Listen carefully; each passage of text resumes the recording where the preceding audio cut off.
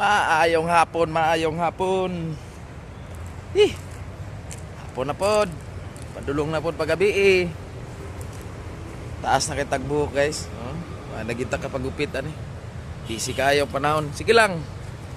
Ugma basing ka lugar ta pagupit ta, no? Para wala ang kainit gamay. Istorya lang ta. Istorya lang gud laay man, no? So medyo karon pa ka relax gamay gikan sa busy kayo nga trabaho. Actually grabe,